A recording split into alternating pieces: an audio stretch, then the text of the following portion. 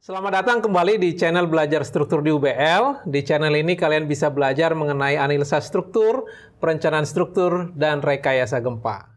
Secara khusus di video Likeboard kali ini, saya akan membicarakan 3 pola kegagalan yang mungkin terjadi pada balok lentur. Yang pertama, kita akan membicarakan dengan apa yang dikatakan dengan lateral torsional buckling. Kemudian fenomena tekuk lokal pada sayap atau pada badan balok WF. Dan kemudian yang terakhir adalah fenomena leleh umum atau plastik sempurna. Oke, kita mulai pembahasannya dari topik ini dulu yang sudah saya bahas di analisa balok sebelumnya. Bahwa kita membicarakan, dalam kita menganalisa balok, kekuatan nominal setelah direduksi menjadi kuat rencana harus lebih besar dari momen ultimate. Dan kekuatan rencana geser harus lebih besar dari beban geser ultimate. Ya, nah fokus kita di video kali ini sebelum kita paham bagaimana sih mencari kekuatan lentur dan kekuatan geser sebuah balok lentur, kita harus paham fenomena-fenomena yang saya sebutkan di awal tadi. Kita akan mulai dengan fenomena yang pertama yang dinamai dengan lateral torsional buckling. Fenomena pertama adalah lateral torsional buckling, LTB atau tekuk torsi lateral. Coba kalian perhatikan video simulasi pengujian ini dari ThinkUp untuk memperlihatkan bagaimana lateral torsional buckling itu terjadi. Di sini terlihat 3 tampilan video. Yang sebelah kiri itu tampak dari samping balok, yang pojok kanan atas itu tampak dari atas, dan pojok kanan bawah itu tampak dari depan baloknya. Jadi balok ini dibebanin seperti layaknya balok yang lain ke arah melintangnya. Ketika balok itu dibebanin dan dia melentur, bagian bawah akan mengalami tarik dan bagian atas akan mengalami tekan. Nah, kita tahu dari pelajaran batang tekan, setiap batang yang ditekan itu akan mengalami tekuk ke arah sumbu lemahnya. Dalam hal ini sumbu lemahnya adalah ke arah luar bidang beban. Makanya yang atas itu tertekuk ke arah luar, sementara bawahnya enggak. Karena perbedaan ini, baloknya jadi terguling, seperti terlihat di video ini. Itulah yang namanya lateral torsional buckling. Nah, bagaimana supaya lateral torsional buckling itu tidak terjadi, supaya baloknya tidak terguling? Supaya tidak terguling, kita perlu memberikan sokongan lateral. Salah satunya adalah dengan cara memberikan shear connector. Jadi ini balok WF kita. Di balok WF kita itu diberikan shear connector seperti begini. Ini sebagai pengait nantinya kepada pelat betonnya. Jadi ini pelat beton yang akan dicor kemudian. Kalau dia menggunakan konstruksi cast in situ, dicor di tempat, nanti shear connector ini sebagai pengait balok bajanya kepada pelat beton. Kita tahu pelat beton ini kan cukup kaku, jadi nggak mungkin balok ini nantinya terguling. Dan kalau dia dikonstruksi pracetak, bagian ini akan duduk di baloknya, ya. Ini pracetak didudukkan, dan kemudian bagian ini akan dicor di tempat. Juga fungsinya sama untuk mengikat balok ini kepada pelat beton. Nggak akan mungkin balok ini lagi terguling karena sudah ada pelat beton di atasnya. Itu cara yang pertama yang paling efektif menghilangkan lateral torsional buckling. Ya, ngomong-ngomong bagaimana mendesain shear connector, itu ada satu playlist di channel Belajar Struktur di UBL cara mendesain shear connector tersebut. Cara yang kedua, sebenarnya balok anak itu bisa berfungsi sebagai sokongan lateral bagi balok induk. Ya, balok anak itu akan mensupport balok induk dari samping sehingga balok induknya tidak akan terguling. Itu cara yang kedua, ya. Jadi kalau ini tampak dari atas, ini garis ini merepresentasikan balok induk, ya. Balok induk itu kan memikul balok anak. Jadi kalau ini ada balok anak, balok anak, balok anak, ini balok anak ini akan sekaligus berfungsi sebagai sokongan lateral terhadap balok induknya. Sehingga jarak dari sini ke sini tidak terlalu jauh. Dia tidak akan mengalami lateral torsional buckling. Itu yang kedua. Yang ketiga, kalau di jembatan, balok-balok girder-girder yang di jembatan itu biasanya dihubungkan satu dengan lain menggunakan sokongan lateral. Sokongan lateral itu dikenal dengan sebutan diafragma. Diafragma yang akan mengikat balok yang satu dengan balok yang lain, seperti begini. Dan kalau kalian perhatikan, selalu ikatan diafragma itu di sisi sebelah atas, karena sisi sebelah ataslah yang mengalami tekuk, bukan bagian bawahnya. Nah kalau ini kita bisa pastikan di antara satu ini bisa kita terapkan di balok lentur kita, lateral torsional buckling itu tidak akan terjadi. Pola kegagalan yang kedua itu adalah tekuk lokal. Nah, bagaimana fenomena tekuk lokal itu terjadi? Saya ingin kalian memperhatikan video simulasi dari ThinkUp ini lagi. Video ini dipersiapkan untuk memperlihatkan tekuk lokal pada balok baja. Dan di sini lateral torsional buckling sudah diantisipasi dengan memberikan sokongan lateral yang memadai. Seiring dengan pembebanan pada baloknya meningkat, bagian bawah tertarik dan bagian atas itu tertekan. Yang tertekan tadi karena dimensi plat sayap di bagian atas, lebar terhadap ketebalannya relatif besar, ada kemungkinan mengalami tekuk lokal seperti terlihat di sini.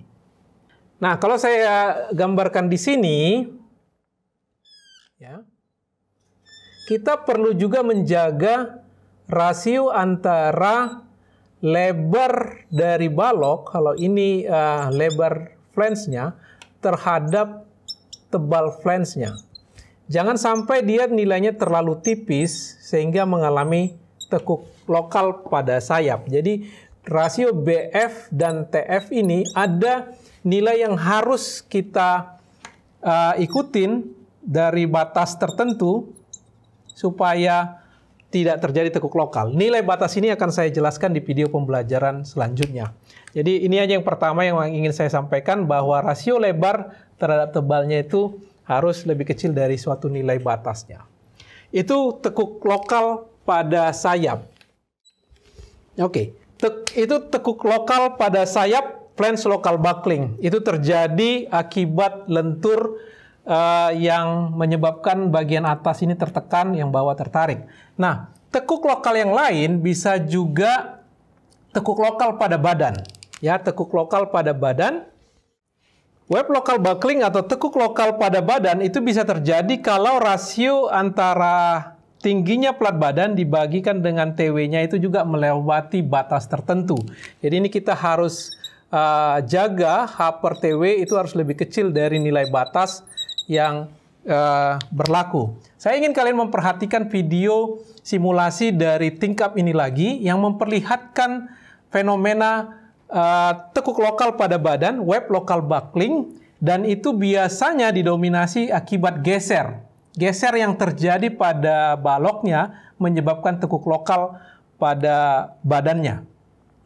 Jadi seiring dengan pembebanannya meningkat, ya, baloknya melentur, seperti biasa pada balok pada umumnya, dan lateral torsional buckling di sini juga sudah diantisipasi dengan memberikan sokongan lateral. Sayapnya juga sudah cukup tebal. Sekarang badannya yang mengalami tekuk lokal seperti terlihat di video ini. Plat badan itu meringkel seperti alur-alur pada seng, membentuk gelombang-gelombang yang memperlihatkan tekuk lokal pada badan. Nah, kalau LTB ini bisa kita hindari, dan kalau local buckling juga bisa kita hindari, kita akan mencapai pola kegagalan yang kita inginkan, yaitu pola kegagalan yang ketiga yang namanya plastik sempurna. Ya, plastik sempurna atau leleh umum. Ya, ini hanya terjadi, pola yang ketiga ini saya ingin tekankan karena ini penting dipahami. Ini hanya terjadi kalau dua ini bisa kita hindari. Ya, lateral torsional buckling kita hindari dengan memberikan sokongan lateral. Tekuk lokal kita hindari dengan menjaga ketebalan penampang terhadap lebar penampang tidak melampaui batas. Maka plastik sempurna ini akan terjadi, yaitu leleh umum, di mana fenomenanya adalah di mana mulai serat kembali ke balok yang ini, mulai serat yang paling bawah sampai serat paling atas itu mengalami kelelehan, mencapai nilai FY-nya. Sehingga kalau saya gambarkan di sini, ya, jadi ini plat WF-nya, semua serat, ya, mulai dari serat yang paling bawah, kalau ini garis netralnya, sampai serat paling atas itu mencapai kondisi leleh, tegangan leleh seperti begini. Ini dari tentunya yang atas mengalami leleh karena tertekan, yang bawah mengalami leleh karena tertarik. Itu yang namanya kondisi plastik sempurna atau leleh umum. Ini saya memperlihatkan satu gambar yang memperlihatkan kondisi leleh umum, di mana tadinya balok ini berwarna putih semuanya, kemudian seiring dengan pembebanan seluruhnya mengalami catnya lepas, dan ada bagian yang sudah juga fraktur di bagian bawahnya, sudah mencapai kekuatan maksimumnya. Nah, kalau saya gambarkan di sini, misalkan ini adalah sumbu vertikal, ini adalah kekuatan baloknya, MN. Dan sumbu horizontalnya adalah faktor lambda. Lambda itu adalah salah satu rasio B per TF atau H per TW, ya. Nah, plastik sempurna akan bisa dicapai kalau tekuk lokal tidak terjadi. Jadi ini kondisi maksimumnya ini, dia plastik sempurna atau leleh umum. Begitu tekuk lokal itu terjadi, ya, ini batasan tertentu yang saya bilang tadi, ya. Begitu dia melampaui batas tertentu, kekuatannya itu akan drop. Kira-kira seperti begini. Begitu lambda ini membesar, tekuk lokal terjadi, kekuatannya akan drop. Demikian juga kalau LTB terjadi, jadi kalau saya gambarkan ini untuk LTB, ini adalah MN, ya, dan ini adalah panjang tidak terkekangnya, ya. Nah, kalau panjangnya itu tidak terkekangnya itu kecil, dia akan mencapai maksimum kekuatannya. Ini plastik sempurna atau leleh umum, ya. LTB tidak terjadi, ada juga batasannya nanti yang akan kita pelajari di video pembelajaran selanjutnya. Begitu dia melampaui batas tertentu dan lateral torsional buckling akan terjadi, maka kekuatannya akan drop. Kira-kira seperti begini. Nah, itu yang akan kita lihat fenomenanya di video pembelajaran selanjutnya. Bagaimana sih kita menghitung MN ketika balok itu mengalami plastik sempurna? Kita akan menghitung bagaimana kalau terjadi local buckling, kalau terjadi LTB, bagaimana menghitung MN-nya. Saya akan bahas satu persatu proses perhitungan kekuatan nominal balok untuk masing-masing pola kegagalan. Saya kira itu dulu ya, mudah-mudahan dipahami pola kegagalan yang terjadi pada balok lentur ini. Sampai ketemu di video pembelajaran selanjutnya.